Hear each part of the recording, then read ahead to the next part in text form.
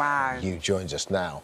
We watched this yesterday and it destroyed both of us. I'm sorry. We both have sons. I'm sorry. Thanks a million. How old are your sons? Mine's 2.5. Oh, OK. So I just had a window into the future. No, enjoy. Mine's enjoy. 18. Yeah. And it makes you reflect on your own life, doesn't much. it? Something like this.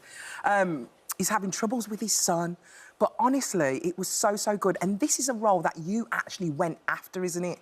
Yeah, I've done it once before in my life. Les Mis was the other one that I went after, and I read the script. Well, I actually read the play. So there's 3 plays. The Father, which became the movie that Anthony Hopkins won the Oscar for, The Son and The Mother. So after you do The Father, I read the play, and my agent said, I think he's going to do it. And I'm like, reading, I'm like, oh, I've got to do it, I've got to do it. And he said, well, I think he's talking to 2 other actors. That's a great motivator for an actor, by the way.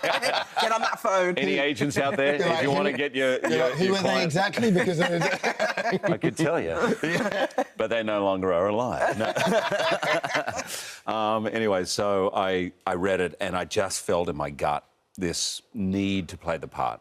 And a fear of playing the part, but I emailed him and I said, Florian, look, I hear you may be dancing with somebody else, and if you are, I'm not the kind of guy to cut in on a dance, so just ignore this and I'll see the movie, which I wouldn't have probably. Out of spite. But he emailed me back straight away, said, I'm not talking to anyone, let's Zoom. So we Zoomed the next day, and 7 minutes into the Zoom, he offered me the part. And he had said he had no intention of casting me. Really? But we just had a connection, and he could see how engaged I was with it and how much I wanted to play it. And he, as he said, Florian goes, I just feel it. Stop. You are Peter. Forget everybody else. it's a good lesson for life, that, isn't it? Yeah. I love the fact that you just said, you know what, I'm going to email them. Yeah. How many people would actually do that? That's just like, it's a lesson in life to say, you know what, just ask. Yeah. And see, you might get it.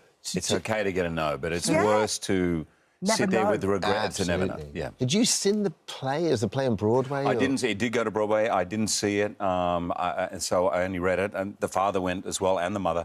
But I hadn't. I just read it. Because when you watch it, it looks like you can see it's adapted from a play almost. Can't you? It's got that lovely theatrical sense to it. It's got longer scenes. It's so good as an actor. I have 6-page scenes with Anthony Hopkins, with Laura Dern, Vanessa Kirby. These long, meaty scenes, and I really felt, not just for me, as a father, as an actor, I just feel right now, particularly post-pandemic, mental health is something we need to be talking about. It is real. It touches everybody. Whether it's you individually in your family, you know someone very close to you who's going through something like this. And I love that you said you can relate to it, because really what the movie does is put you inside the head and the hearts of the people around someone suffering. How hard it is for a family. In this case, it's a blended family. It's complicated. There's splits. There's a new wife. There's babies. It's all complex. And hopefully this will start a lot of conversation. It's interesting you say that, because the first thing, as soon as I watched the show, I phoned Aidan and I just said, are you OK? And I listened. And it was literally, sometimes you go, oh, what are you doing? Yeah, make sure you shut the door. Make sure you put the bins up. Are you OK? And it was just literally watching the film and just going, are you OK, son? Yeah. He's like, yeah, I'm fine. No, seriously, are you OK? Yeah. And that's what it did for me. So it's such a lovely film. It's funny, because I was watching it and all I did was keep looking at the baby monitor next to it, just go, Yeah. But it's true. When I saw it for the first time, I watched it with my family, and when we left, no one said anything. Yeah. And it's, we get in the car, and my wife, who's very extroverted, she's basically like you, Alison, and she was like turning around, and she goes, what do you guys think? What do you think? What do you think? And my son, who's 22, he'd put up his hand, he goes, Mum, I need to digest. and we didn't talk about it that day or night. And then the next day we had dinner, and it was probably a 3-hour dinner. Where they were talking about things. They were asking us questions. We were talking about things that we had never spoken about before. Really? Yeah, because I think it's sometimes a hard thing to do. Or, as you said, you ring your son, you go, are you OK? Are you OK? Yeah. And what's wrong, Mum? You had a couple of drinks? Or I'm fine, I'm fine, you're being weird. And it should be more normal. Yeah. You're in training at the moment, is that true? I'm in training. Intense training. Let's I don't like when you're in intense training, because you never take me out for a drink, or we can't go for food because you're so busy. Trust that you two have. I don't like it. Alison, we could always go and hit it at the gym, We could You go on have our... your heavyweights, though. I do like heavyweights. Do you do heavyweights? Yeah. Yeah, I Do like you? a little bit of a deadlift. But it's not really sexy, though, to say, let's go out for some chicken breast and some Some steamed broccoli. Oh, Look at you in that picture. You're looking amazing. So is this all for a little bit of Wolverine coming back? Wolverine's coming back. Is he? He is. How exciting. I'm doing a movie with Deadpool. I don't like saying the actor's name. Because he loves it. Is that still going Less on? air. Is this feud still happening? I feel I've risen above it. Clearly not. Sure you haven't. No. It's still going on, yeah. Oh, babes. I know, and it's really hard. It's my first time coming here since you owned a football team, so now he's become this cult hero. And I'm like, when did this happen? No. You need to buy a football team that can beat his football team. I'm going to up it. What are you going to do? Like anyone can buy a football team. Michael B. Jordan bought Bournemouth, he bought Wrexham. I'm going to become a football player. So, Delia, Stephen Fry, Norwich Canaries. City, I'm coming up to Carrow Road. I'm coming up there, and I want to be part of the team. Sign him up.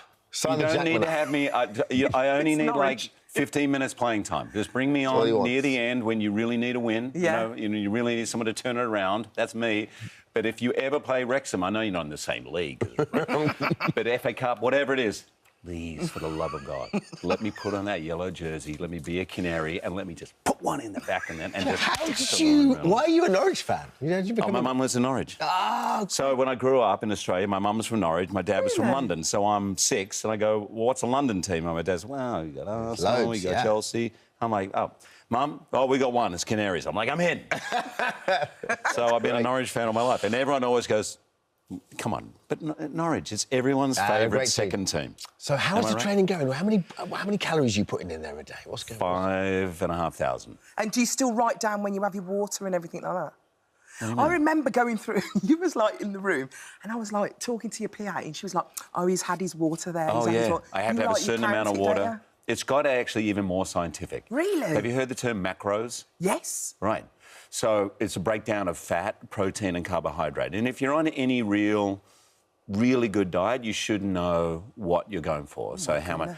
So I hate using the word diet. However, just eating healthily. So when you're doing something like this, I'm working with this guy, Mario. He's amazing. He's like a CrossFit champion himself and a chef. And so he's like, right, you need this, this and this. And so I don't question anything. This food arrives and it's been mathematically counted out, and it's 600 grams of carbohydrate, it's 270 grams of protein, which if you don't know what that means, it just means it's a lot, it's gross, and a certain amount of fat, I can't even remember the grams, and then I have to eat that food for the day.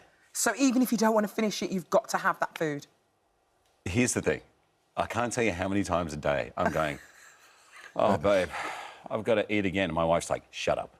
Shut up. No. To having me complain about eating, she's like, oh, poor you. Oh, you have to have another bite. Has your training regime changed since when you started doing Wolverine to where you are now in terms of the age you are? No idea. Like, I used to work, Dermot, I worked in a gym for 3 years as the guy behind the counter. I can't even tell you the nickname because it's not allowed on air. They used to call me, but I weighed like I was this.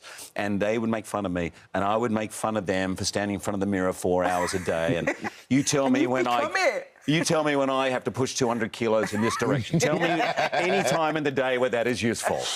And anyway, so I knew nothing when I went into these films. In fact, I just thought, pump up's 2 weeks. Yeah. In fact, in X-Men 1, if you look at it, I was cast 3 weeks before filming. All the scenes with my shirt off had to be pushed to the end, to the 6 months of the end, because there is one shot where I have it was the first thing I shot, and the director is trying to hide my body as much as he can.